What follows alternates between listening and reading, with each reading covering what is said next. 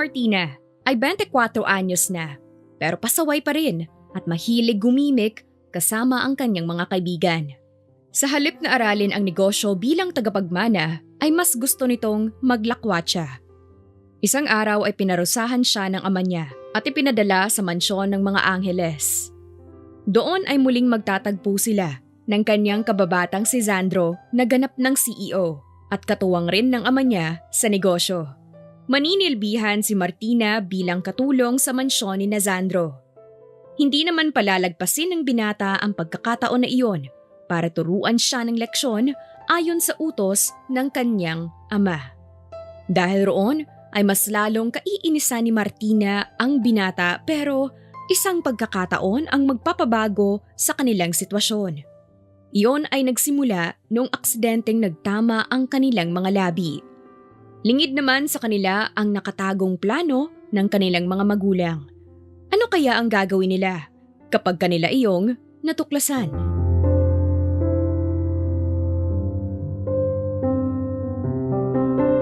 Magandang araw mga ka-Dear Selin! Bago ko simulan ang kwento natin ngayong araw, huwag kalimutang bisitahin ang ating website na talesofsiren.com or i-download ang ating Tales of Siren app sa Google Play Store at Apple Store.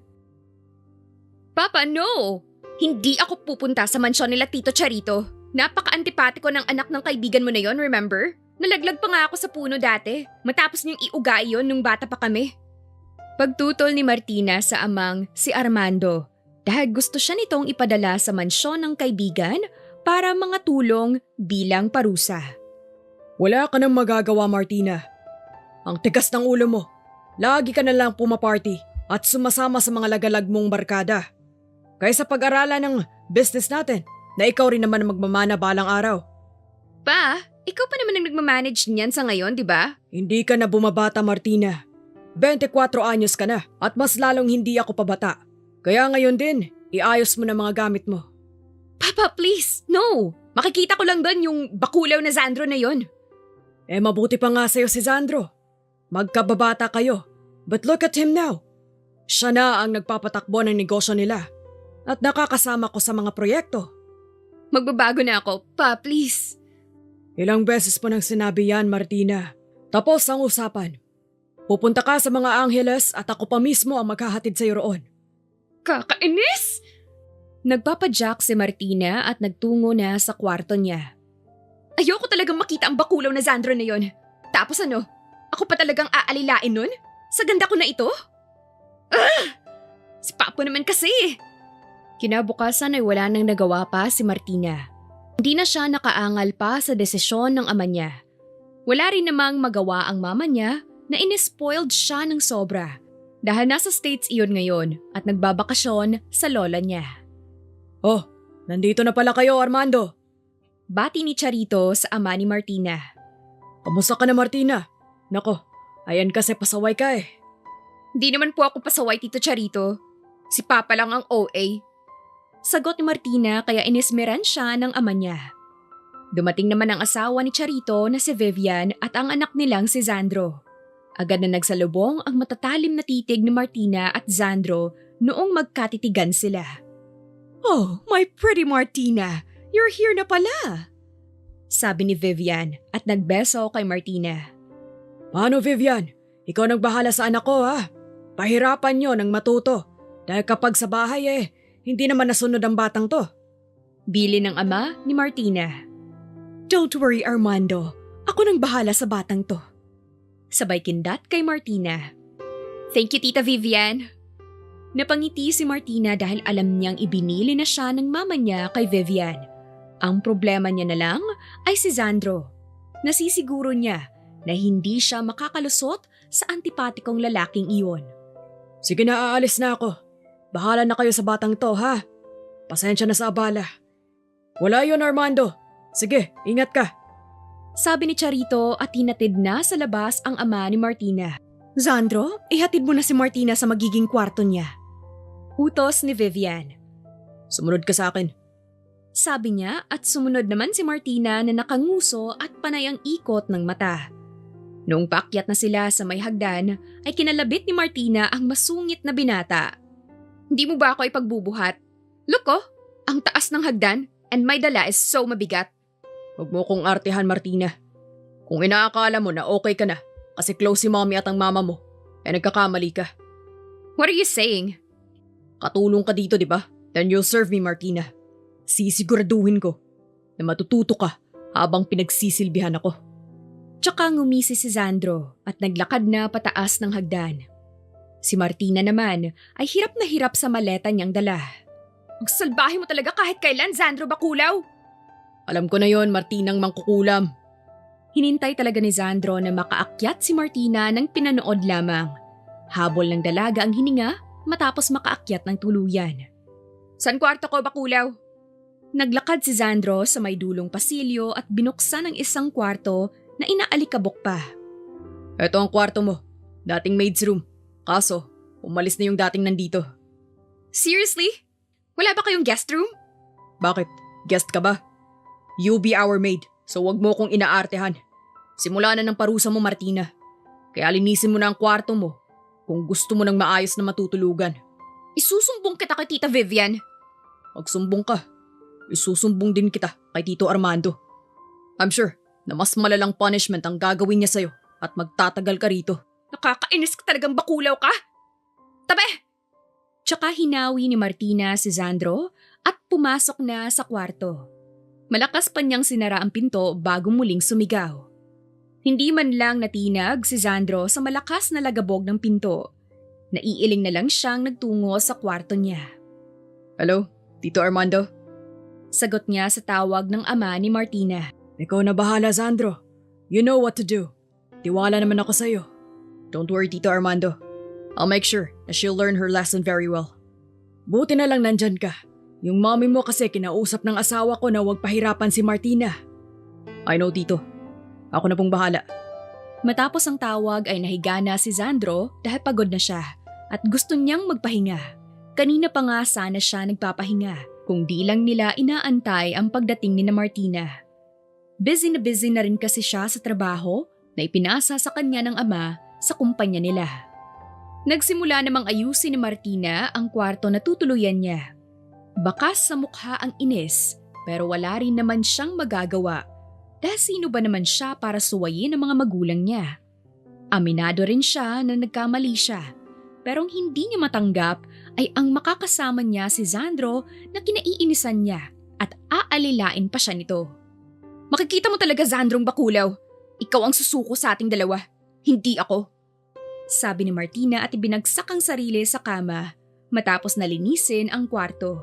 Dahil sa sobrang pagod niya at hindi sanay sa gawain ay nakatulog siya nang hindi niya namamalayan. Hey, sleepyhead, gising. Unti-unting nagmulat si Martina matapos maramdaman ang mahinang pitik sa noon niya. Gumising ka na, tululaway mo. Ulit ni Sandro at pinitik na naman ng mahina sa ilong ang dalaga. Napasigaw si Martina sa gulat matapos bumungad ang malapit na mukha ng binata pagdilat niya ng tuluyan. Kasabay rin nun ang pagtama ng ulo ng dalaga sa matangos na ilong ng binata. What the heck, Martina? My nose is bleeding, freak! Galit na sabi ni Sandro. Dinaluhan naman siya ng dalaga tsaka pinatingala. Akala niya ay nakonsensya iyon at aalalayan siya. Pero sa halip ay napainda siya noong apakan nito nang malakas ang paa niya matapos siyang itingala. Martina! Manya ka! Bakit kasi pumasok ka pa rito? Tsaka nanakbo ang dalaga palabas ng kwarto. Walang nagawa si Sandro at napapangibit na lumabas sa kwarto. Oh, anak! Anong nangyari sa'yo? Nasaan si Martina? Tanong ni Charito sa anak matapos makita ang nagdudugong ilong ng binata. Baka nagsumbong na kay mommy. Saad niya at nagtungo sa banyo. That mangkukulam. Kahit kailan talaga. Saad niya habang pinupunasan ng ilong at nakaharap sa salamin. Inutusan lang kasi siyang gisingin ang dalaga para sa dinner. Nasaktan pa siya nang wala sa oras. Bumalik na si Sandro sa dining area at doon nga ay naabutan niya si Martina na benalatan pa siya. Kahit kailan talaga isip bata. Sabi niya at sinadyang iparinig iyon. Rinig mo yon, Tita Vivian? Inaapi ako ni Sandro. Sumbong ni Martina. What did you do to Martina, ha, Sandro? Hindi na kayo mga bata para kayong aso at pusa hanggang ngayon. Baling ni Vivian sa kanyang anak. Mom, sabi ni Tito Armando, turuan niya ng leksyon. Bakit mo binibaby? Mabait naman itong si Martina. She needs to be responsible, Mom. Paano kapag dumating ang araw na ipasa na sa kanyang negosyo? Magkaasawa siya, pamilya. Wala siyang alam gawin kundi maglakwatsa. Paki mo ba? Hindi naman ikaw ang mapapangasawa ko. Sagot ni Martina na ikinasamid ni Sandro. Talaga, hindi ko rin naman gugustuhin na makapangasawa ng kagaya mo, no? Tubig nga. Utos niya sa dalaga pero inismiran lang siya. Huwag kang unguso-nguso dyan. Di naman kissable yung lips mo. Bigyan mo ako ng tubig. Katulong ka dito, Martina. Oh, saksak mo yan sa baga mo. Sabay abot ni Martina ng pitsyel. Paglagay mo ako sa baso. Ano, iinom ako sa pitsel? Ang OA mo, Sandrong Bakulaw, ha? Tito Vivian, no? Ang arte-arte. Sumbong ni Martina pero natawa na lamang sa kanila si Vivian. Kagaganyan nyo? Bahala kayo mamaya. Kayo pa magkatuluyan. Tsaka humagikgik si Vivian. Tumutol naman ang dalawa sa sinabing iyon ni Vivian. Wala namang nagawa si Martina at ipinagsali ng tubig sa baso si Sandro dahil ayaw siya tantanan ng matatalim na titig nito. Kumain nga lang kayo. Nasa harap kayo ng pagkain. Sabi ni Charito pagdating at sinaluhan na sila. Natahimik naman silang kumain na ng diretsyo. Matapos ng dinner ay umalis na si Vivian at Charito dahil may pag-uusapan sila. Naiwan sa hapag na magkaharap ang binata at dalaga. Tatayo na rin sana si Martina noong hilahin siya pabalik ni Sandro.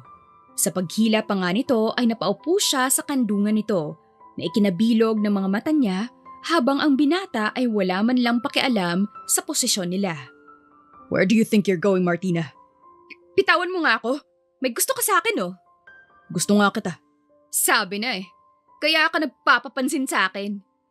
Tsaka kumawala kay Sandro pero mas iniyakap nito ang kanyang braso sa bewang niya habang kandong nito. Gusto kita, Martina. Wala kang magagawa talaga kasi gusto kitang paghugasin ng plato. Tsaka pinakawalan ang dalaga at napangisi. Plato? Bakit? Tingin mo talaga magugustuhan kita? Kilala na kita simula pa nung bata pa tayo. You're not even a wife material, Martina. Bakulaw ka? Hindi rin kita magugustuhan. Tsaka, hindi wife material? Watch me. Hindi lang yang mga hugasin ang huhugasan ko. Pati ang maruming mong ugali. Angil ni Martina at nagsimula ng ligpitin ang mga pinagkainan nila. Lihim na napangisi si Sandro sa pagkapiko ng dalaga. Hindi umalis si Sandro sa kusina at ngayon ay pinapanood na naghuhugas ng mga plato si Martina. Kaya naman pala. Nag-iinarte lang. Bulong niya. Anong tinitingin-tingin mo dyan? Baling na Martina noong maramdaman ang titig ng binata. Sabi mo kanina, watch me, di ba? Eddie, I'm watching you. Piloso pong bakulaw! Ay! Tili ni Martina matapos mabitawan ang isang malukong at bumagsak sa sahig na nabasag naman agad. Kikilos na sana siya pero hindi niya alam at ang bilis ng nakarating ni Sandro sa kinaroroonan niya. Don't move. Saad niya, tsaka siya mabilis na binuhat. Sa unang pagkakataon ay hindi nakakibo si Martina. May kung anong bigla na lamang nagwala sa dibdib niya. Napatingala siya sa gwapong mukha ni Sandro at napalunok kasabay ng mga paru-parong kumikiliti sa tiyan niya. Huwag mo kong titigan.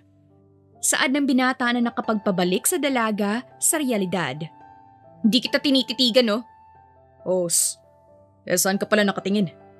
Tanong ni Sandro at ibinaba na sa upuan ang dalaga. Sa ano? Sa kisame. Ano namang meron sa kisame? Langaw. Tama, may langaw kasi nalipad na kanina. Palusot niya at saka napatingin sa semento. Bakit may dugo? Turo niya sa semento at sinundan iyon hanggang sa matukoy niyang galing iyon sa paa ni Sandro. Nabubog ka, Sandro! Worried about me? Nakangisi na saad ng binata. Malamang, di naman ako ganun kasama kagaya mo. Tinulungan mo ko kaya nangyari yan. Diyan ka lang, kukuha ko ng gamot. Sabi ni Martina at hinila pa upo ang binata tsaka umalis. Hindi naman nakinig si Sandro dahil nilinis niya pa ang mga nagkalat na bubog sa kusina. Hoy Bakulaw! Tigas ng ulo, sabi ng wag ng lalakad eh! Tawag ni Martina. Matapos masiguro ni Sandro na nalinis na ang mga bubog, ay bumalik siya kung saan nag-aantay ang nakapamewang na dalaga. Di ba sabi ko, dito ka lang? Nilinis ko lang. Makasaway ka sa akin, ang tigas rin naman ng ulo mo. Upo! Utos ni Martina. Naupo naman si Sandro habang si Martina ay sumalampak ng upo sa may semento para sipatin ang paan niya na nabubog. Ngayon ay ramdam niya na ang hapdi nito. Masakit ba? Tanong ng dalaga pero umiling siya kahit na ang pakiramdam niya ay pinupunit ang talampakan niya. Kanina naman kasi ay hindi yon masakit. Huwag kang malikot ha. Baka masipa mo ako mamaya dyan. Lilinisin ko lang. Sabi ni Martina at walang kaarte-arte na hinawakan ang paa ni Sandro. Aray! Reklamo ni Martina dahil di na nakatiis si Sandro at nasabunutan siya sa sakit. Dahan-dahan, sorry. Sabi mo di masakit, tapos sasabunutan mo ko? Sumakit nung nililinis mo eh. Palusot pa tong bakulaw na to. Tsaka dinahandahan ni Martina ang paglilinis sa sugat. Saan ka pupunta? Tanong ni Sandro noong tumayo ang dalaga. Di ko mahihipan yung talampakan mo, pero may naisip ako. Kinuha ni Martina ang isang mini electric fan at tsaka itinapat sa sugat ni Sandro habang ginagamot niya. Ano, nabawasan ba yung sakit? Oo. Sabi ni Sandro na nahihiyang tumango. Bakulaw kasi, nasasaktan din pala. Why you always call me Bakulaw? Ha? Bakit? Ako nga tinatawag mong mangkukulam eh. Totoo naman eh. You're like a witch. Nung mga bata pa tayo. Pero ako, kailan ako naging bakulaw? Aray! Ang daldal mo? Sabi na lang ni Martina. Napatitig si Sandro sa dalaga sa pagkakataong iyon na nilalagyan na ng gasa ang sugat niya. Sa totoo lang, ay ngayon lang ulit sila nagkita ni Martina dahil nagkaiba na sila ng school at course noong nag-college sila.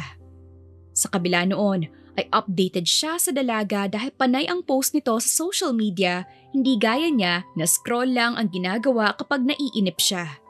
Scroll, pero sa wall lang ng dalaga. Oh, ayan. Tapos na. Can you walk? Sa third floor pa kwarto mo, di ba? Can you call my dad? Papaalalay lang ako sa taas. Hindi na. Mukhang may pinag-uusapan sila ni Tita Vivian na seryoso. Meron silang online conference ngayong gabi. Paano ako aakyat sa taas? Ako nang aalalay sa'yo. Are you sure? Taas kilay na tanong ni Sandro. Mamaya, itulak mo pa ako paggulong dyan sa hagdan. Duh! Marunong akong tumanaw ng utang na loob, no? Binuhat mo ko kanina paalis sa bubog. Kaya ngayon, ihahatid kita sa room mo. Tara na nga, tatapusin ko pa yung hugasin ko mamaya. Inalalaya ni Martina patayo si Sandro at iniakbay sa balikat niya ang kaliwang braso. Huwag ka namang magpabigat, kainis to. Natawa naman si Sandro kaya napatitig sa kanya si Martina. Pinagtitipan mo ba ako, Sandro? Hindi no. Sige na, ihatid mo na ako sa taas. Gusto ko na magpahinga. Hirap na hirap man si Martina ay pinilit niyang maihatid si Sandro sa kwarto nito nang hindi sila gumugulong pababa sa hagdan. Hindi man niya nahahalata ay inaasar kasi siya ng binata at kusa itong nagpapabigat tsaka lihim na napapangiti sa ekspresyon na ibinibigay ng dalaga. Hindi akalain ni Sandro na ang kababata niya noon na sobrang arte at spoiled ay malaki rin talaga ang ipinagbago. Maliban na lang sa palagiang pagparty nito na inirereklamo ng papa nito. Kakapagod. Ang bigat mo Sa katakawan mo yan. Sabi ng dalaga na hinihingal na binuksan ang pinto ng kwarto ni Sandro para maipasok niya ang binata. That's not fats. Mga muscles ko yan. At abs. Kadiri! Magpahinga ka na, bakulaw! Sabay tulak kay Sandro sa higaan. Pero nasaktan si Sandro dahil naiapak niya ng puwersahan yung paa na nasugatan. Kaya naman, napakapit siya kay Martina at nasama ang dalaga sa pagkatumba sa kama. Nanlaki ang mga mata nilang pareho noong dumampi ang labi nila sa isa't isa. Mabilis na umakyat ang dugo sa mukha ni Martina at noong matauhan ay agad sanang aayos ng tayo. pero muli siyang nasubsob pero ngayon ay sa kung saan nakalagak ang bataan ni Sandro. Tila naman nawala ang hapdi ng sugat ni Sandro at napalitan ng malalakas na kabog ng kanyang dibdib. Sa taranta niya na baka may maramdaman si Martina roon ay mabilis niyang itinulak ang dalaga sa gilid niya na tulalang napaupo sa kama. Yung first kiss ko! Biglang palahaw ni Martina. Nagpapanik namang napaayos ng upo si Sandro at tinakpan ang bibig ng dalaga na animo ay batang naagawan ng candy. Tumahimik ka nga. Mamaya akala nila kung inaano na kita. First kiss ko rin yun, kaya huwag kang OA. Yan ang hirap sa inyong mga lalaki eh. Sa inyo, wala lang yun, pero gold sa aming mga babae yun. Gold din sa akin yun. Eh di quits na tayo, kasi first kiss rin kita. Okay ka na, ha, Martina? Quits mo mukha mong bakulaw ka! Tsaka binato ng unan ang binata bago nagmamadaling lumabas ng kwarto at padabog na isinara ang pinto. Noong nakalabas na si Martina, ay tsakalag nakahinga ng maluwag si Sandro. Nakahimas siya sa kanyang dibdib na may kung ano pa ring gustong kumawala roon. Totoo na first kiss niya si Martina at sa tanang buhay niya ay wala pang ibang babae na nakakuha ng interes niya kagaya ng sa dalaga. Tulala naman si Martina hanggang makarating sa kwarto niya. Hindi na nga niya naalala ang mga hugasin na naiwan niya. Nasisiguro niya na yung isang katulong na sa mansyon ang gumawa noon. Ang first kiss ko. Sambit niya at napahawak sa kanyang labi. Pagod na rin naman siya at napapikit na pero muling napadilat dahil naalala niya na naman ang malambot na labing tumama sa labi niya. Pinakiramdaman niya pa ang sarili at parang kinikiliti ang tiyan niya sa dami ng paru-parong nagliliparan roon. Napasigaw siya na nakatapa sa unan para hindi marinig ang ingay. Kinaumagahan ay halos magkasabay sila ni Sandro sa hagdan, pababa sa dining area. Parehong halata na hindi nakatulog ng maayos dahil sa malalim na mga mata nila. Anong nangyari sa inyo? Ano ito? Palakihan ng eye bags? Tanong ni Vivian noong makita ang dalawa. Binangungot kasi ako, Mom. Sabi ni Sandro kaya pinandilatan siya ni Martina. Anong nangyari sa paa mo? Okay naman ito, Mom. Magaling yung Dr. Kwak-Kwak eh. Hindi na masakit. Nabubugpo yan, tita. Nakabasag kasi ako ng mangkok nung pinaghugas niya ako kagabi. Saan ni Martina sabay ngisi? Pinaghugas mo si Martina? May isa pa naman tayong katulong ah. Eh di ba, Mommy? Sabi ni Tito Armando, katulong siya hanggat nandito siya. Well, ginawa ko lang ang gusto ni Tito. Para matuto ang prinsesa niya. Umagang-umaga nagbabangayan kayo. Biglang dating naman ng ama ni Sandro. Ipagtimpla mo ako ng kape. Diretsang utos ni Sandro sa dalaga. Gusto niya itong inisin para mabura sa alaala nila yung accidental kiss nila kagabi. Ayoko nga. May kamay ka naman, di ba? I'll tell Tito Armando na feeling prinsesa ang mangkukulam niya rito. Inis na napatayo si Martina habang naiiling na lang ang mag-asawa sa kanilang dalawa. Kape baka mo? Tsaka napangisi si Martina at kinuha ang patis tsaka hinalo sa kape. Tingnan natin kung uutusan mo pa ako sa kape mo. Oh, eto ng kape mo, senyorito. Sabay abot ng tasa kay Sandro na may matamis pang ngiti. Halos maibuga ni Sandro ang kape dahil sa alat noon. Anong nilagay mo dito, Martina? Aba, ewan ko. Basta nagtimpla lang ako ng kape, tapos ganyan ako magtimpla. Eh ang alat ng timpla mo. O edi ikaw ang magtimpla. Diba? Para alam mo kung anong lasang gusto mo. Pagtataray niya, tsaka nag-iwas ng tingin. Kapag kasi nakikita niya ang labi ng binata ay naaalala niya ang pagtatama ng labi nila. Siya nga pala, isa na lang yung hotdog sa ref pero sinama ko na sa almusal. Kainin na lang ng may gusto. Sabi ni Vivian. I don't like it. Sabi naman ni Charito. Sabay naman na tumusok ang tinidor ng dalawa sa nag-iisang hotdog. Sandro, ipaubaya mo na yan kay Martina. Utos ni Vivian sa anak niya. No, Mom. Nauna ako. Ibigay mo na sa akin to. Ano ba? May hotdog ka namang iyo. Di ka pa nagsawa. Diretsyong sabi ni Martina na ikinasamid ng tatlo. Tila nawalan ng lakas ang nabiglang si Sandro at tuluyan ng nakuha ni Martina ang nag-iisang hotdog sa mesa. Hindi niya akalaing prangka pa rin si Martina hanggang ngayon at lahat ay walang prenong sinasabi. Lumipas pa ang ilang araw at sinulit ni Sandro ang pag-uutos kay Martina. Pinagsuot niya pa ito ng pangkatulong na damit nang wala sina Vivian at Charito. Madalas din siyang mag-ulat kay Armando, ama ng dalaga. Ano, tapos ka na? Tanong ni Sandro, namumula ang tenga sa suot ni Martina. Porket wala sila Tita Vivian, inaapi mo na ako? Isusumbong talaga kita pagbalik nila. Bakulaw! Bakit ganyan suot mo? Sabi mo maid's uniform. Cute nga eh, parang anime. You don't look cute. You look damn sexy. Bulong ni Sandro na halos hindi narinig ni Martina. Di ako cute? Ano yung dulo? Wala. Sabi ko, magpalit ka. Di ka makakilos niyan. Ang iksi. Mukha kang nag-cosplay. Eto lang meron ako. Meron sa maid's quarter. Maghanap ka ng kasya mo. Sayang. Ganda ko pa naman dito. Reklamo ni Martina bago umalis para magbihis. Pagbalik niya, suot na niya ang tamang maid's uniform. Ayan, much better. Sabi ni Sandro, tsaka inihagis ang feather duster. Maglilinis na po, sir. Sagot ni Martina. Habang naglilinis, natawa pa sila ng isang katulong habang nilalait si Sandro. Hindi napansin ni Martina na nag-e-enjoy na siya. Miss Martina, mabait ka naman. Bakit ka naparusahan dito? Tanong ni Aling Celia. Nako, pasaway kasi ako kay Papa. Panay party.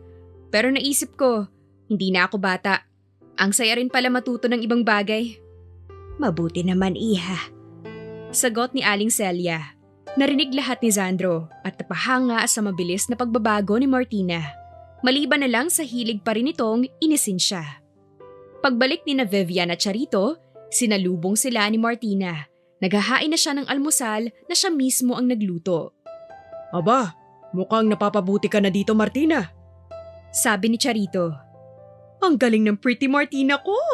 What if kayo na lang ni Sandro? Birong hirit ni Vivian. No way! Sabay sagot ng dalawa. Sabay matalim na titigan. Yes way! Natatawang sagot ni Vivian. Sige na, kumain na tayo. Awat ni Charito. Pagkatapos, isinama ni Sandro si Martina sa garden para magdilig. Bakit ako? Pasikat na ang araw oh, iitim ako. Reklamo ni Martina. Huwag kang maarte, wala pang araw oh. Fine, baka isumbong mo pa ako sa papa ko. Parinig ng dalaga. Habang nagdidilig, siniritan niya ng tubig si Sandro kapag nakatalikod ito. Martina! Galit na sigaw ni Sandro. Sakto pagharap niya, napalakas ang buhos sa mukha niya. Hala, joke lang!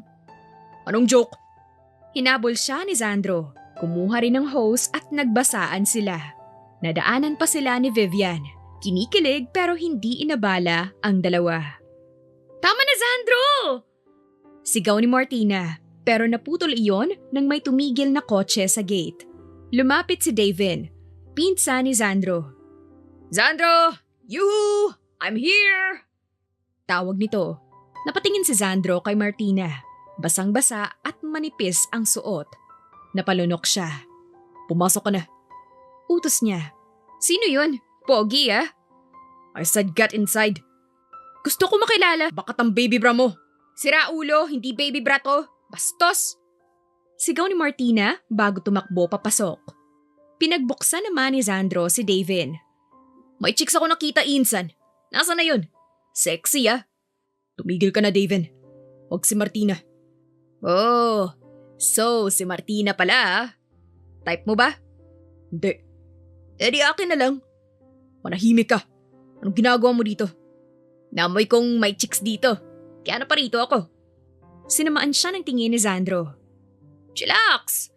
Pero may basketball mamaya. Sama ka. Ayoko. Ako sasama. Gusto ko manood. Biglang sabi ni Martina na bagong bihis na. Sasama ka? Kilala mo ba yan? Turo ni Sandro kay Davin. Kilala mo naman siya. Gusto ko lumabas. Fine, pero sasama rin ako. At ikaw? Sabay turo kay Martina. Palitan mo yung shorts mo. Sabay hila sa kanya. Sumunod na lang si David. Nakangiti. Maya-maya pa ay halos sabay na rin na bumaba si Sandro at Martina. Nakanguso pa ang dalaga pababa habang nasa likuran si Sandro na nagbabanta ang tingin kay David. Ayos na ba? Tara na, let's go! Excited na sabi ni David. Aakbayan pa sana nito si Martina pero mabilis na hinila siya ni Sandro at halos masakal sa pagkaka-headlock nito. Dumayo sila sa malapit lang na subdivision kung saan maraming tropa si David na nakakalaro roon. Martina, right? Ako nga pala si David, ang pinaka-pogi na pinsan ni Sandro. Oo, nice to meet you, David. Tila kinikilig pa na saad ni Martina. Naglahad ng kamay si David pero si Sandro ang tumanggap noon na pinisil pa ang kamay niya. Aray naman Sandro, shake hands lang eh. Tumigil ka na David na, sinasabi ko talaga sa'yo. Shake hands lang naman, sabi ni Martina at kinuha ang isang kamay ni David tsaka nakipagkamay. Halos maningkit ang mga mata ni Sandro. Hinila niya ang kamay ni Martina at pinagsiklop ang kamay nila. Anong ginagawa mong bakulaw ka? Shake hands lang naman sabi mo, di ba? Nakikipag-shake hands rin ako kay Martina. Dude, holding hands na yan, hindi shake hands. Natatawang sabi ni David. Mabilis namang binawi ni Martina ang kamay niya kay Sandro. Bakulaw! Sabi niya at sinabayan sa paglalakad si David. Napairap naman si Sandro na pinagmasdan si Martina at David na nagsabay bago pumagitna sa dalawa. Nung nakarating na sila sa may basketball court ay naroon na rin ang mga makakalaro nila ng basketball. Oh, David, may kasama ka palang backup ah. Bungad ng isang lalaki. Di ko backup yan si Sandro. Siya ang magbubuhat sa atin. Sabi ni David at napatango naman ang mga kasama nila. Oh, yan na pala yung makakalaban natin. Sabi ng isang katim nila sa dumating na grupo at nasa 8 ito na kalalakihan. Halatang maaangas ang dating ng mga iyon na hindi nagustuhan ni Martina. Iba kasi tumingin ng mga iyon kaya nang magtagpo ang mata niya at isa sa mga lalaki ay inirapan niya iyon. Narinig niya naman ang bahagyang pagtawa noon. Kompleto na ba? Warm up na kayo, tapos simulan na natin. Sabi ng lalaki na siyang namamahala sa mga laro doon sa subdivision. Hindi kasi nawawalan roon ng facilitator sa court. Palibhasa, mayayaman ang nakatira sa subdivision. Nagsimula na silang mag-warm up habang iniwan naman ni Sandro at David ang bag na dala nila kay Martina. Pumito na ang referee. Hudyat, nasisimula na ang laro. Good luck! Kaya niyo yan! Sigaw ni Martina, sabay thumbs up kay David at Sandro. Oo naman! May cheer kami eh! Sagot ni David na kinaladkad na ni Sandro sa gitna ng court. Nagsimula na ang laro at ang bola ay nasa kalaban. Pero ilang sandali pa ay naagaw iyon ni Sandro. Napahanga si Martina sa husay ng binata. Halos ito ang napuntos at siyang nagdadala ng laro. In fairness, magaling. Sabi ni Martina na ang mata ay na kay Sandro lamang. Anak ng patola! Hoy, madaya yan ah! Napasigaw siya nung nagkakainitan na sa laro ay sinadyang sikuhin ng isang player si Sandro. Pumito ang referee pero si David ay sinugod ang lalaking naniko. May problema ka ba pre? Laro lang to! Walang personalan! Inis na sabi ni David. Inawat naman siya ni Sandro na dumugo ang kilay dahil sa natamaan ng siko. Hayaan mo na, itigil na lang ang laro kung may asar talo. Kalmado na sabi ni Sandro pero si Martina hindi siya kakalma. Nagulat na lang sila noong may lumipad na kamao sa mukha ng lalaking naniko kay Sandro. What's wrong with you? Galit na sabi ng lalaki. Trip ko lang. Bakit? Madaya nga kayo, namimisikal pa. Ang papangit nyo! Ano? Ha?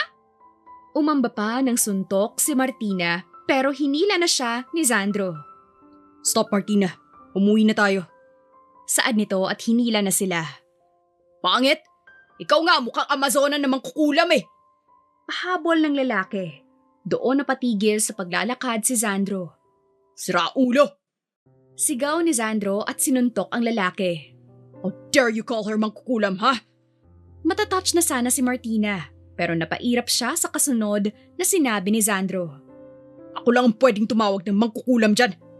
Dagdag ng binata sabay suntok. Inawat naman sila habang si Martina ay dismayado ang itsura. Umuwi na tayo! Tsaka hinila sa tenga ang binata. Mangkukulam pala ha? Aray, Martina! Bitawan mo na ang tenga ko! Tinawag ka niyang mangkukulam! Ikaw rin naman na. Yun din ang tawag mo sa akin. At ako lang ang tatawag nun sa'yo. Sagot ni Sandro at inilapit ang mukha sa dalaga. Matagal silang nagsubukan ng tingin noong pumagitna si David. Umuwi na tayo! Sabi nito at hinila na silang dalawa. Nung makauwi sila ay katakot-takot na sermon ang natanggap nila kay Charito na ama ni Sandro. Ang tatandaan niyo na, nakikipag-away pa kayo. Ano, basag ulo ba gusto niyo? Sila naman po nauna, tito. Paliwanag ni David. Oo nga naman, tsaka lumaban lang sila. Kesa naman sila ang magpabugbog, no? Mas gugustuhin ko pang magbayad ng hospital bills nila kesa magbugbog si Sandro. Sabi ni Vivian na ina ni Sandro. Ayan, kaya ganyan ang ugali kasi dahil sa mga konsentidor na ina. Napanguso naman si Vivian pero ilang sandali ay inirapa ng asawa tsaka nag-walk out. Mahal, sorry. Habol ni Charito na ikinatawa ng tatlo. Pasensya na, napasama pa yung yaya ko. Pero kailangan ko na rin umuwi. Paalam ni David. Ingat ka, David. Ihatid na kita sa labas. Saan ni Martina? May paayan, Martina. Nakapasok siya dito, mag-isa. Makakalabas yan mag-isa. Sabi ni Sandro na ikinatawa ni David. Siloso. Sige, mauna na ako. Tsaka umalis na nga si David. OA mo naman, ihahatid lang yung tao sa labas. Kunin mo na lang yung gamot doon, tsaka ointment. Ang sakit ng sugat ko.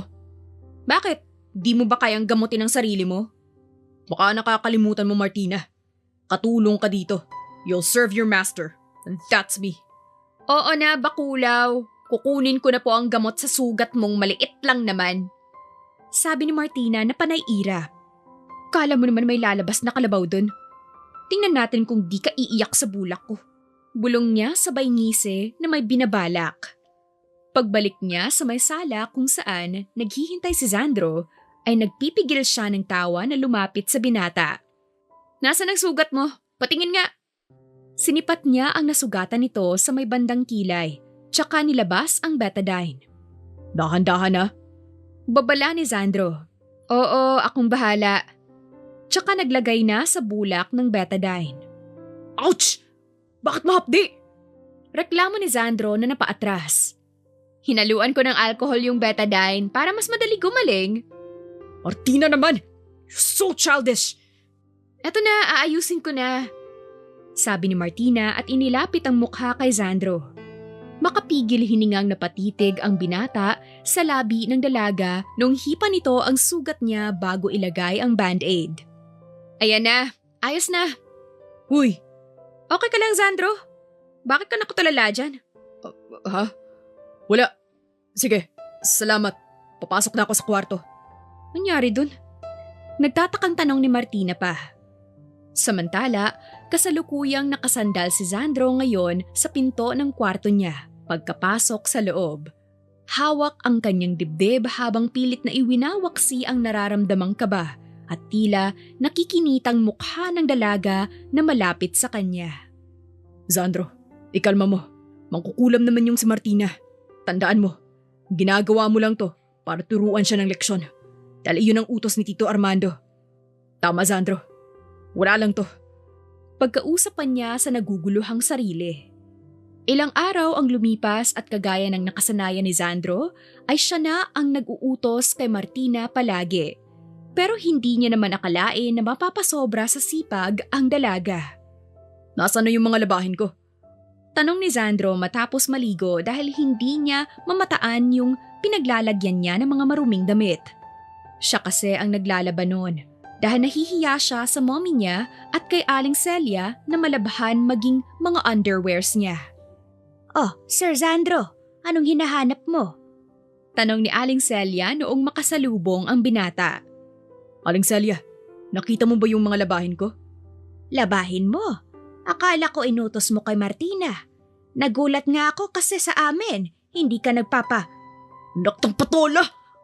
Di na pinatapos pa sa pagsasalita si Aling Celia at agad na hinanap si Martina. What the? Martina! Let go of my brief! Sigaw ni Sandro matapos makita ang nagkukusot na dalaga. Ha?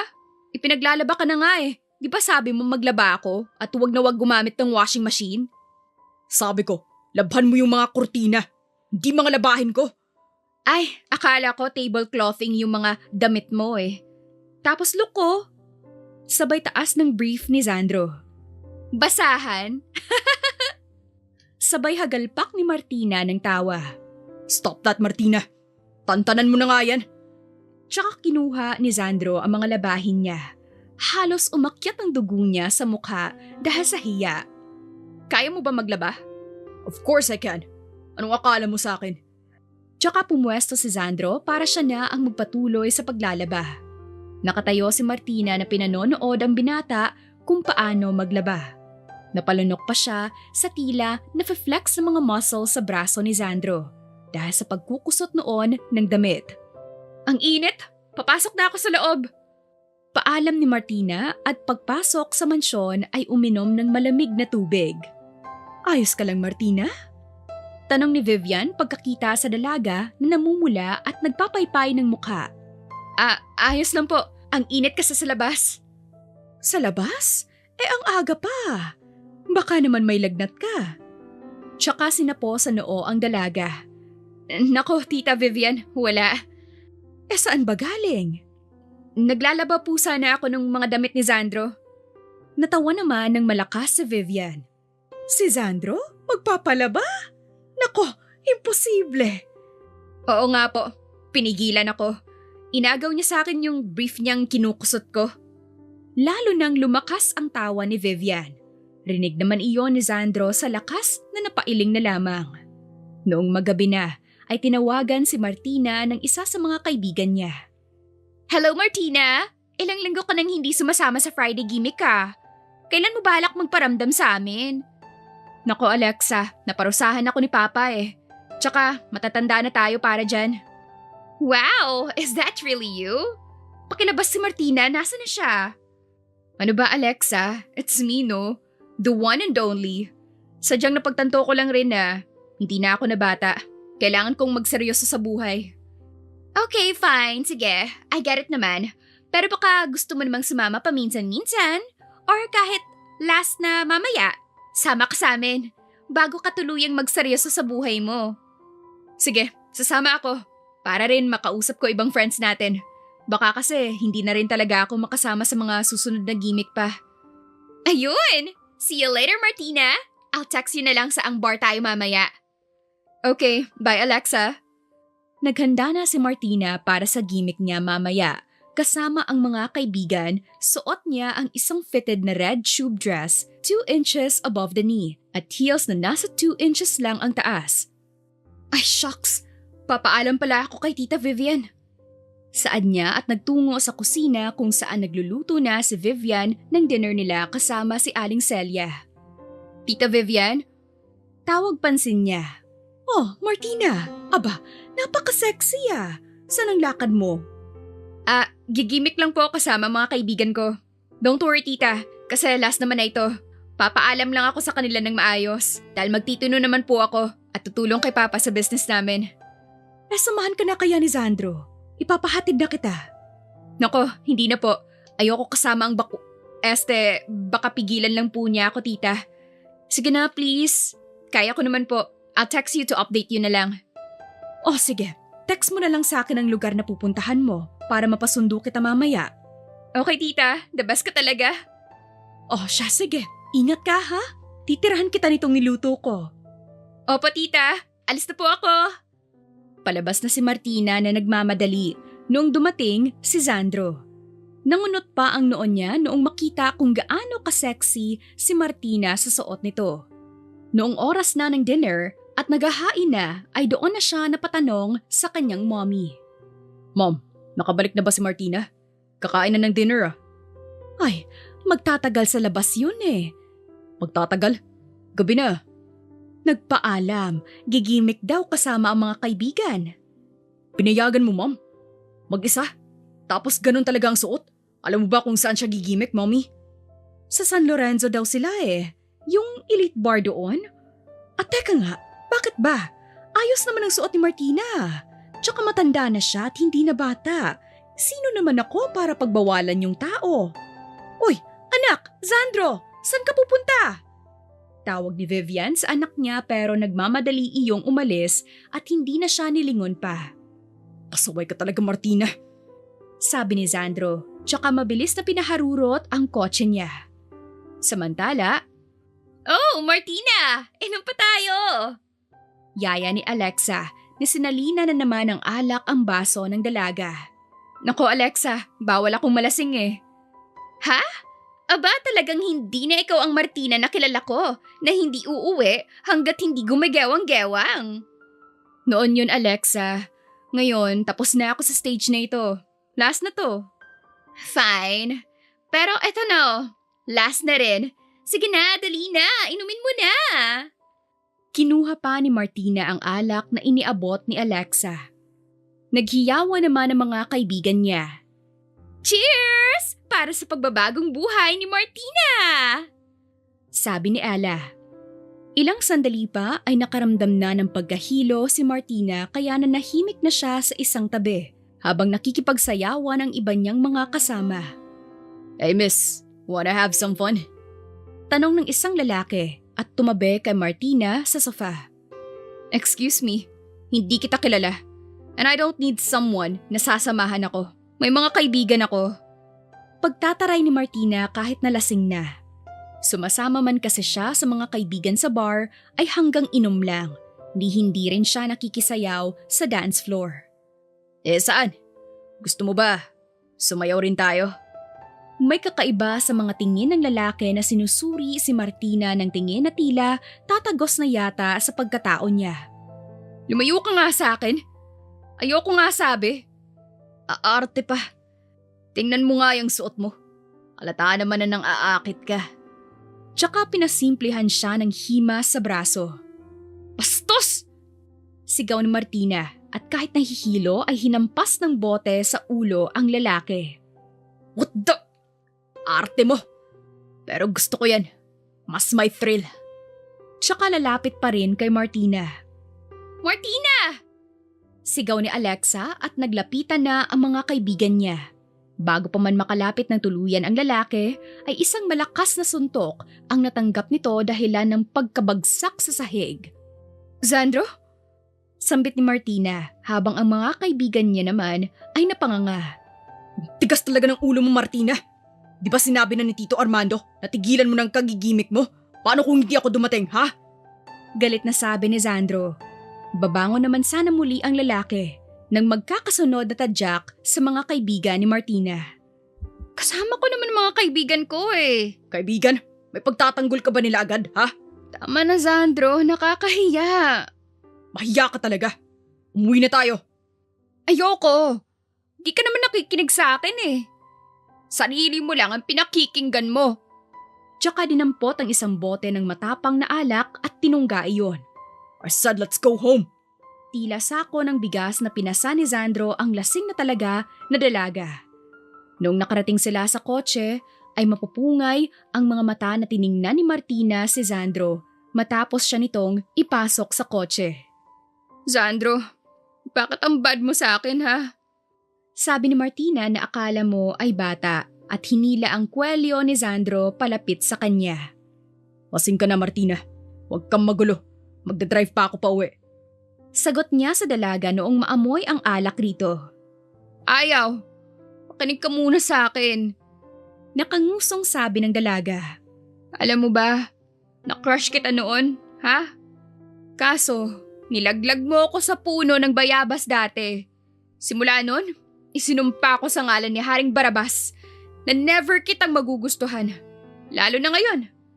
Kasi ang sungit-sungit mo." "Really? Crush mo ako?" Nakangisi na tanong ni Zandro. Natitiyak niyang kapag naalala ni Martina ang lahat, bukas, kapag nahulasan na ito, ay hihilingin na lang nitong kainin ng lupa sa sobrang kahihiyan. Oo, pero noon yun, di na ngayon. Nangunot ang noon ni Sandro at tinitigan ng dalaga na nakangisi pa sa kanya. Are you sure? Hindi mo na ako gusto, Martina? Oo. Teka, check ko nga. Sabay hila kay Sandro at walang pasabi na hinalikan ito. Nanlalaki ang mga mata ni Sandro noong lumapat ang malambot na labi ng dalaga sa kanya. Nalasahan niya pa ang alak noong mariin na mas inilapat ni Martina ang pagkakahalik sa kanya. Oh, ha? Wala na akong nararamdaman sa'yo. Hindi na naituloy ni Martina ang sinasabi noong siilin siya ng halik ni Sandro. Tila nahawa ito sa kalasingan niya at mas dinama ang mainit nilang pagsasalo habang hawak sa batok si Martina. Bigla namang naitulak ni Martina si Sandro. Muta, nandidiri ka sa halik ko? Nasusuka. Hindi na iyon natuloy ni Martina at tuluyan nang nasukahan sa dibdib si Sandro. Martina, wag dito! Baba ka dun! Awat ni Sandro pero nasukahan na siya nito. Kahit na bumaba iyon para magsuka ay nadamay na siya. Tawang-tawa pa si Vivian noong makauwi ang dalawa. Binaba ni Sandro si Martina habang ang damit niya ay may suka. Huwag mo nga kaming tawanan, Mommy. Alam mo ba, namuntik na yung mabastos sa bar. What? Nasaan na yung nambastos kay Martina? Pinatulog ko na, Mom. Great job, anak! Sabay thumbs up kay Sandro. Sige po, shower lang ako. Ikaw na pong bahala kay Martina. Uy, concerned siya. Gusto mo na si Martina, no? Hindi, no? Tanggi niya pa. Noong naliligo na si Sandro ay dinaman niya ang malamig na tubig sa shower pero sa tuwing napikit siya ay nadarama niya ang malambot na labi ni Martina. Nagpa-flashback sa kanya kung paanong hindi niya nakontrol ang sarili at hinalikan ang dalaga. May parte sa kanyang hindi matatanggap na hindi na siya gusto ng dalaga at noon lang ang pagtingin sa kanya ni Martina. What the hell is happening to me? No, what the freaking hell is wrong with me? Naalala niya pa noon bago ang mga bangayan nila ni Martina noong mga bata pa sila. Hindi niya naman gustong ilaglag sa puno ng bayabas si Martina basta.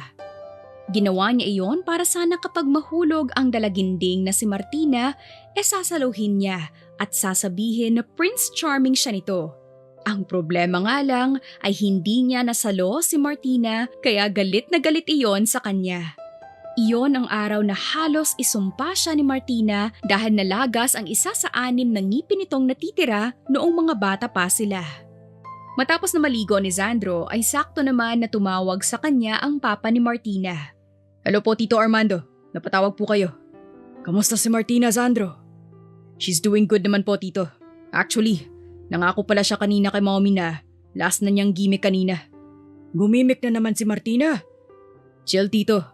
Last niya na raw yun. At isa pa, natuto na rin talaga si Martina. Malaki rin ang naging ambag sa kanya ni Aling Celia, lalo na sa pagtuturo pagdating sa mga gawaing bahay. Mabuti naman, kasi babalik na ang mama ni Martina. Susunduin namin sa airport sa susunod na araw. At kasabay noon tatapusin ko na rin ang punishment niya. Pauuwiin ko na siya rito sa mansyon. Pababalikin mo na po dyan si Martina? Yes, Sandro. Job well done sa pagdisiplina sa anak ko. Thank you, Iho. Walang anuman po, Tito. Nalungkot ang tono na sabi ni Sandro. Samantala, nagising na si Martina at wala nga itong maalala maliban sa hanggang doon lang sa sinuntok ni Sandro yung lalaki na nagtangkang bastusin siya. Nakahinga naman ng maluwag ang binata dahil kapag nagkataon ay maaalala nito kung paano niya iyon sinunggaban din ng halik. Matapos na mag-usap ni Vivian at Martina ay muling natulog ang dalaga pero noong kalagitna ang gabi ay bigla itong muling bumangon dahil sa gutom. Nagtungo siya sa kusina para kumain nung itinirang pagkain sa kanya ng ina ni Sandro. O ano, ayos ka na. Ang tigas kasi ng ulo mo. Sabi ni Sandro na biglang sumulpot sa kung saan. Ay bakulaw! Ba't gising ka pa? Kakagulat ka naman. Bakit ikaw? Gising ka pa? Kagigising ko lang. Nagugutom ako, wag kang magulo. Talagang mas nagutom ka pa kaysa nakaramdam ng hangover ah. Oh, ano ngayon? Tsaka, hindi kita kabatino. Inaway mo ko sa harap ng mga kaibigan ko. Sumama lang naman ako sa kanila para magpaalam, pero hindi ka nakinig. Nag-aalala lang naman ako sa'yo, Martina. Nag-aalala? Tigilan mo ako, bakulaw.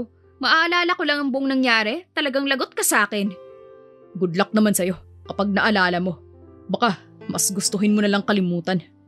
Tsaka ngumisi ng nakakaloko si Sandro. Kumakain na si Martina noong may inilapag si Sandro sa mesa. Oh, hangover soup. Iyon kasi ang dahilan kung bakit gising pa siya. Gusto niya mag-sorry kay Martina at ang pag-offer ng hangover soup ang naisip niya. Wow, ang bait ha. Sorry Martina. Ha? Ano yun? Pakiulit? Medyo di ko narinig eh. Bingi-bingihan ng dalaga. Sabi ko, sorry na, okay? Nasigawan kita sa harap ng mga kaibigan mo.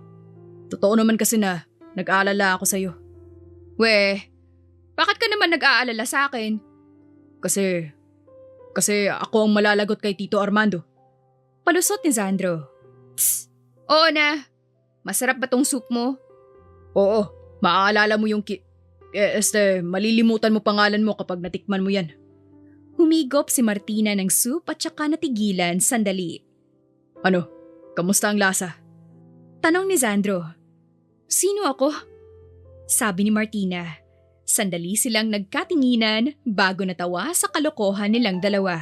Simula nga noong gabi na iyon ay mas napalapit na sila sa isa't isa.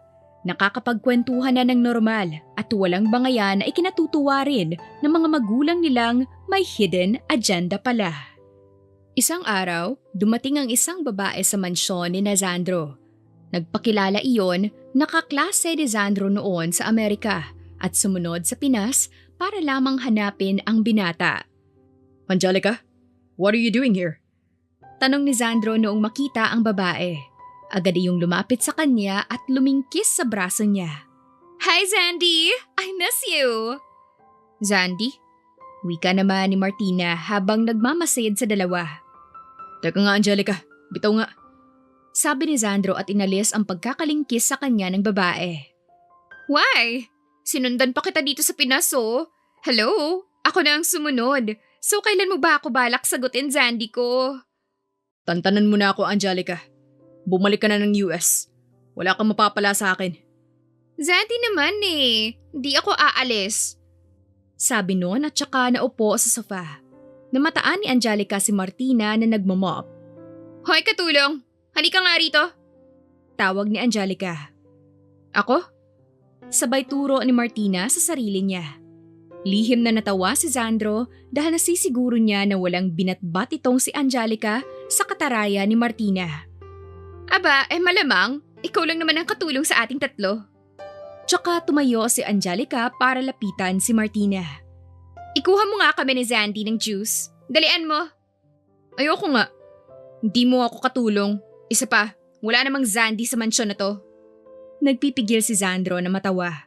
Bakas ang inis ni Angelica sa palaban na si Martina.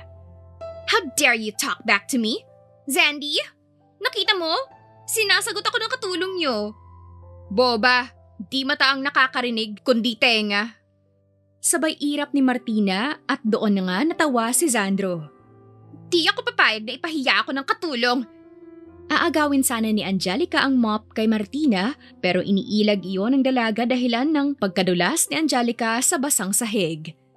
Inis itong napasigaw. Ayan, sige tulungan mo pa akong maglampaso. Tutal, basura yung ugali mo. Zandy, help me! Lumapit si Sandro sa kanilang dalawa pero nilaktawan lang nito ang nasa semento na si Angelica at dumiretso kay Martina. Linisin mo mabuti ang sahig ah. Daming kalat eh. Sabi ni Sandro pero inirapan siya ni Martina na naiinis at pabulong-bulong pa. Hindi nila namalayan ang mabilis na pagtayo ni Angelica. Mabilis na naagaw noon ang mop kay Martina pero bago niya pa iyon maihampas sa dalaga ay napigilan ni Sandro ang kamay niya. Stop it Angelica. Umalis ka na. Sigaw ni Sandro. No Zandy! I said leave. Galit na sabi ni Sandro bago iwinaksi ang kamay ni Angelica na hawak ang mop. Pabalik ako! Sabi nito bago tuluyang umalis. Okay ka lang? Biglang kalmado na tanong ni Sandro kay Martina. Ayos lang, Zandy. Panggagaya ni Martina sa babae at saka bubulong-bulong. Tatalikod na sana ito nung hilahin siya ni Sandro. Nanlaki ang mga mata ni Martina na sa pagharap niya ay labi ng binata ang sasalubong sa kanya. Ayan, para manahimik ka. Saad ni Sandro bago iniwan ang natutulalang dalaga. Napasigaw na lamang ang dalaga pero nagpatuloy sa paglalakad palayo si Sandro na nagtakip pa ng dalawang tenga. Sa pagkakataon na iyon, napahawak si Martina sa labi niya. Doon na nga nanumbalik sa alaala niya ang nangyari noong nalasing siya. Simula sa umamin siyang nagustuhan niya si Sandro hanggang sa kung paanong hinalikan siya nito. Napahawak siya sa magkabilang pisngi sa sobrang pag-iinit ng mukha niya. Gusto niya rin ba ako? Nino? Napalingon si Martina sa nagsalita at iyon nga si Vivian. Po? Wala po. Sige tita, tapos na po akong mag-mop. Tsaka mabilis na sumibat para hindi na makulit pa ng ina ni Sandro. Matapos ang pangyayaring iyon, sa pagitan ni Martina at Sandro ay naging ilag na sila sa isa't isa at nagkaroon ng ilangan. Maging si Charito at Vivian ay nagtataka na nga sa kanila. Hanggang sa muli na namang bumalik si Angelica. Pilit na namang nadikit kay Sandro na hindi na rin napigilan ng guard dahil natakot iyon kay Angelica at baka ireklamo pa siya ng babae. Zandy! I'm back! Tsaka yayakap sana kay Sandro pero nagtago ang binata sa likod ni Martina. Help me Martina, ayoko na makita ang babaeng yan. Bulong ni Sandro na nasa likuran ni Martina. Eto na naman ang katulong na mahilig makisawsaw. Ano ka ba ni Zandy ko, ha? Zandy mo mukha mo. Walang Zandy dito. Bakulaw meron. What? What's bakulaw? Ditong nasa likod ko. Tantanan mo na nga si Sandro. Pati ako nadadamay sa inyo. Hindi ko siya tatantanan. Single naman siya So bakit ako susuko? Alam mo, Angelica, sinong may sabi sa'yo na single pa to? Akin na to Sabay hila ni Martina kay Sandro. Sa harapan mismo ni Angelica ay siniil ni Martina ng halik ang binata. Hindi niya alam pero hindi na rin niya makontrol ang kumawalang selos sa kanya. Isa lang ang natakbo sa isip niya ngayon. Sa kanya lang si Sandro at hindi sa iba pa. Napaatras si Martina noong tumugon ng halik si Sandro. Inaasahan niya rin iyon matapos ang ilang naging tagpo ng labi nila. Ngayon malinaw na sa kanya ang lahat. Mahal niya na nga si Sandro, higit pa sa pagiging kababata. No! Sigaw ni Angelica. It's a yes for me. Sabi ni Vivian na dumating.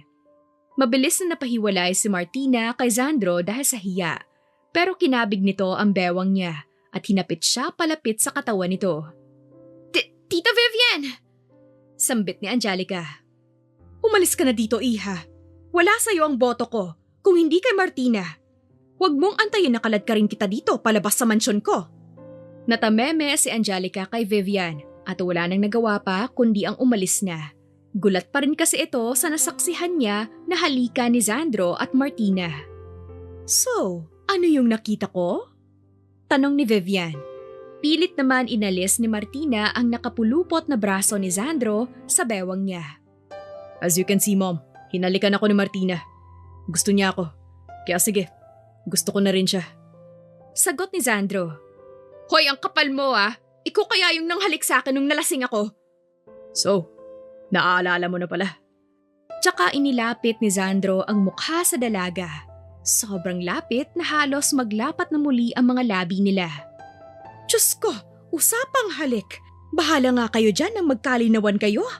Hanapin ko na lang si Charito. Sabi ni Vivian at iniwan na ang dalawa. Bitaw nga dyan, bakulaw. I love you, Martina. Ha? Gusto kita. Can I court you? Liligaw ka pa Nakailang halik ka na. Sabi ni Martina na kinikilig. Hindi ka na papaligaw sa akin? Tayo na agad? Hindi makapaniwalang tanong ni Sandro. Oo nga, ayaw mo? Syempre gusto. I love you. Araw-araw kitang liligawan kahit uugod-ugod na tayo. Mwah! Tsaka hinalika ng mabilis ang dalaga at kinuyog ng halik sa mukha. I love you rin, Zandro. Sabi ni Martina na nakapagpatigil kay Zandro. Shucks! Kinikilig ako, ano ba? Sabi nito na ikinatawa ni Martina. Dumating naman ang araw na kailangan nang umalis ni Martina sa mansyon ni Zandro. Darating na kasi ang mama nito at babalik na rin ng sarili nilang mansyon. Salamat sa pagpapatuloy sa anak ko at pagtuturo ng leksyon. Sabi ni Armando kay Zandro. Wala nga naman po, tito. Basta para kay Martina. Sabi ni Zandro. Nagtaka naman ang ama ni Martina dahil kailan lamang ay halos magpatayan ang dalawa ng titigan. Gaya ng inaasahan ay sinundo ni na Martina ang mama niya sa airport tsaka tuluyan ng umuwi sa kanila. Ilang araw matapos noon ay nilagnat naman si Martina. Ano yan, anak? Lovesick? Natatawang sabi ng mama niya. Lakas naman ang pakiramdam mo, mama. Ako pa ba? Mama mo ko eh. Sabi nito tsaka iniabot ang gamot kay Martina pero kagaya noon ay ayaw talaga nito sa gamot. Hindi ka gagaling anak kapag hindi ka uminom ng gamot. Mommy, ang pait. Tsaka sinat lang naman to. Pasaway ka talagang bata ka. Nasabi na lang ng ina niya na walang nagawa. Nakarating naman kay Zandro ang balita na may sakit si Martina at ayaw uminom ng gamot. Narinig niya kasi nakatawagan ng mommy niya ang ina ni Martina. Zandro, anong ginagawa mo dito? Balita ko, ayaw mo raw uminom ng gamot. Sabi ni Zandro dala ang isang baso ng tubig at isang capsule na gamot. Mapait nga kasi. Hindi naman mapait tong capsule ah. Nahahati kasi sa bibig ko yan kahit di ko pa nalulunok. Gagaling din ako. Kasi, nakita mo na ako? Did you miss me? Mangkukulam ko? Sabi ni Zandro at naupo sa kama ni Martina. Oo naman, bakulaw ko. Sabi ng dalaga at napangiti. Pero, iinom ka pa rin ng gamot. Sabi ni Zandro at nilagay sa pagitan ng labi niya ang capsule tsaka siniil ng halik si Martina. Wala nang nagawa si Martina kundi lunukin ang gamot na nilapat ni Zandro sa bibig niya sa pamamagitan ng paghalik. Nalunok niya na nga ang gamot ng walang tubig pero nagpatuloy ang matamis at madamdamin nilang pagsasalo. Ilang araw pa ang lumipas. Magaling na si Martina at a-attend sila ngayon ng event para sa merging ng company nila at ni Zandro. Noong dumating si Martina ay agad siyang sinalubong ng binata na halatang gandang-ganda sa kanya. Oh, tulo mo lumalaway. Pang-aasar niya kay Zandro. Laway kasi yung tumutulo. Baliktad ka naman eh. Kontra ni Zandro na hindi nakuha ang biro sa sinabi ni Martina. Anyways, you look so stunning and gorgeous, my love. Uy, himala. Di naman kukulam? Nope, my love na simula ngayon. Sabi ni Zandro at inalalayan siyang maupo. Nakikinig na sila sa programa at nagkakatuwaan habang binabanggit ang accomplishment projects ng kani-kanilang kumpanya noong biglang iba ang nag-flash sa screen. Kuha iyon ng mga video ni Zandro at Martina. Sabay nila iyong pinanood at matapos noon, nagtungo ang mga magulang nila sa stage na ini-announce sa lahat ang kanilang engagement kasabay ng merging ng kanilang mga businesses. Hindi naman natumutol pa si Zandro at Martina. Sa halip ay bigla na lang lumuhod ang binata sa harapan ng dalaga. Will you marry me, Martina? Not because our company is merging, but because our heart is becoming one. Oo naman, bakulaw ka. Naiiyak na sabi ni Martina. Bakulaw pa rin? Oo, ikaw lang naman ang nag-iisang Zandrong bakulaw na pakakasalan ko. Sabi niya, kasabay ng palakpakan ng mga tao. Tuwang-tuwa naman ang kanilang mga magulang. Ang mga magulang nila ay plinano rin talaga na mas paglapitin sila simula pa lamang noong una. Hindi nagtagal ay naikasal rin si Zandro at Martina. Pinagtulungan nilang mas paunlarin ang nasimulang negosyo ng mga magulang nila.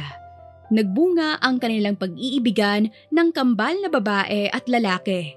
Pinangalanan nila iyong Martin at Zaya. Tuwang-tuwa rin ang mga magulang nila na ganap ng mga lolo at lola. Dagdagan nyo na ito agad Hirit ni Armando na ama ni Martina. Oo nga, sundan nyo agad. Sagot ko na ang gatas. Sabi ni Charito. Ano ba kayo? Mas healthy ang gatas na galing sa ina. Di ba nga, balae? Sabi naman ng ina ni Martina kay Vivian na ina ni Sandro. Maawa naman po kayo sa akin. Kaeere lang ng tao Sabi ni Martina na naka-breastfeed pa matapos manganak. Oo nga po. Di bale, paglabas ni Martina dito sa ospital, bibira ako agad. Sabi ni Sandro kaya siniko siya ng asawa. Biro lang mahal. I love you. Paglalambing ni Sandro. Love you today. Love you tomorrow. Love you forever. Life is better with you by my side, Sandro. You bring out the best in me. No, Martina. You are the best of me. Ang pag-iibigan ni Martina at Sandro ay hinubog ng panahon. Nagsimula sa pagkakaibigan, bangayan na sa huli ay nauwi rin sa wagas na pagmamahalan. Sabi nga ni Lao Tzu, isang Chinese philosopher, being deeply loved by someone gives you strength, while loving someone deeply gives you courage. Ang katapangan nilang ipahayag ang tunay na damdamin para sa isa't isa ang siyang naging daan para sa kanilang walang hanggan na pag-iibigan. Wakas.